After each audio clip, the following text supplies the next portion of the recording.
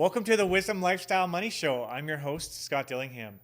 Today, I'm going to go over some of the most frequently asked questions. We're getting tons with the market, with the rates going up and the market slightly cooling, and people are wondering what to do. So, one of the number one questions that people are asking me is, should I buy in this market?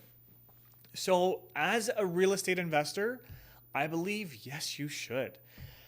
The past couple years, when I look at my personal investing, I've been a little reluctant to get out there and invest because the market was crazy. There was bidding wars and things were going nuts. And I just felt like I was overpaying for a property. But what's happened is the values have cooled a bit and you don't get those bidding wars that you did before. Some properties still do, but you can now buy properties where you're the only offer. And in some cases, you can buy them at a discount below the asking price, which is great. That didn't happen 6 months, a year ago. So yes, the rates are higher, but your purchase prices that you can get these properties for are much lower. The rents, they haven't changed, at least in the markets that I invest in and I'm familiar with. They haven't changed. They've maintained, and in some markets, they've even went up. So in those cases, right, the housing is coming down, the rents are the same or going up, and of course, the rates are a little higher, which impedes the cash flow a little bit. But there's some changes to that happening too behind the scenes. Some of the lenders are discussing going with longer amortizations. So right now it's around 30 years and they're talking about going to 35, and some have even stated 40. So the longer amortization will offset the rate increase from a cash flow perspective, while the rents are going up and the properties are going down. So I think that it is a great time to buy. Now, the property is going down. I don't think that's something that's going to go on and on and on. I think it's just there's been a bit of a cooling in because there's not so much attention or aggressive behavior in the market that it is cooling.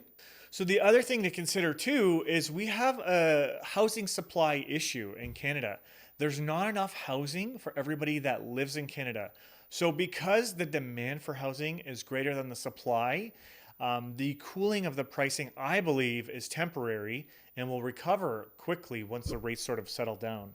Now, where do I see rates going? So if you consider COVID, right? COVID was a catalyst to get us lower rates.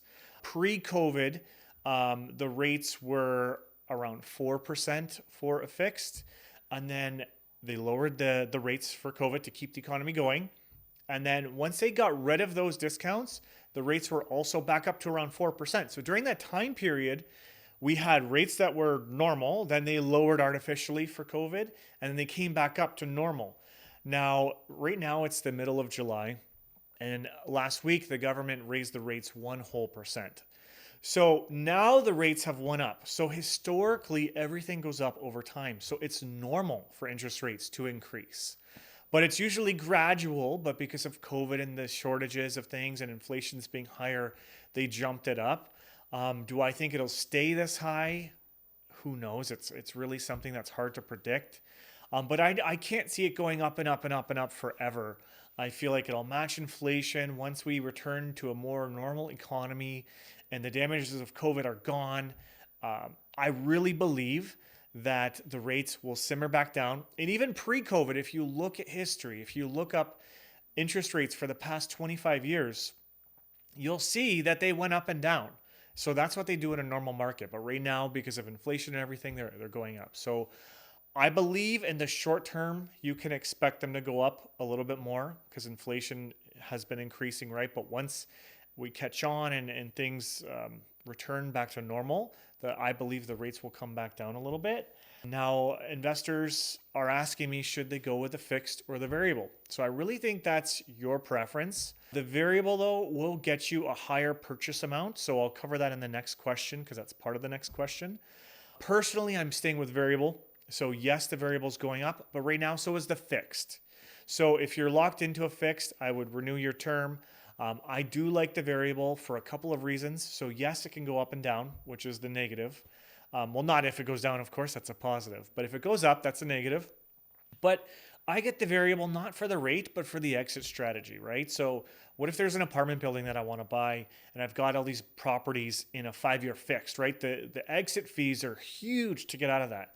Where if I have the variable, it's just a 3-month interest penalty. I can dispose of the properties and get that next project. So I do prefer the variable for that. So the next question, and where the variable ties in, is people are asking me like how to maximize your purchase price. So there's a couple of things that you can do. So it's a two-step process, or two solution answer, I should say. One is get the variable. So the variable has a lower stress test than the 5-year fixed rate.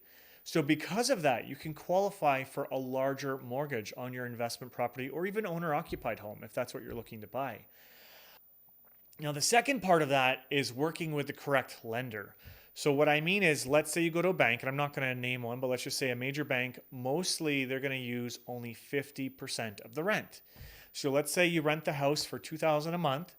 To help you to qualify to buy it, the lender's going to use 1,000 of that to help you to qualify. And that's great, right? But what ends up happening is you end up hitting that brick wall where they say, oh, you don't have enough income to qualify, or your debt to income ratios are maxed out, which happens. But we have other lenders, some of which are banks, some are credit unions, who will use between 80 to 100% of the rents, depending on their methods, and some use rental worksheets that we fill out. And by using those lenders, right, if they're going to use 80% of the rent, you're now at $1,600 of that $2,000 a month example, to being $2,000 a month that they use to help you to qualify. So just by changing lenders, you can potentially maximize your purchase price. Now, these are primary lenders I'm referring to, A lenders with no fees to use them. Obviously, if you go with an alternative lender like a B lender, there's fees and things like that, but they will use more of the rental income. But ultimately, it's by working with a broker that understands investment properties, I think is the most important thing, because they'll look at your portfolio, they'll do your pre-approval and say, here's where you are. You've told me you want to go over here. And if we go with this lender, we can accomplish that for you. And it really is important that this broker or lending specialist that you work with understands investors, because if you're only working with owner-occupied properties, that's the lender pool that you have to choose from. You're going to use those lenders. But when you work with investment properties, there's the lenders that you would use and work with are different. So that broker or that lender may not have access to those lenders if they're not regularly doing rental properties, because you have to do so much volume on the broker side to be able to access most of the lenders, right? And if you don't do those volumes, you don't have access. So it's super important for you to grow your portfolio to work with the correct broker or mortgage agents. With that being said, obviously I'm biased, but I do recommend LendCity. That's our focus as investment properties.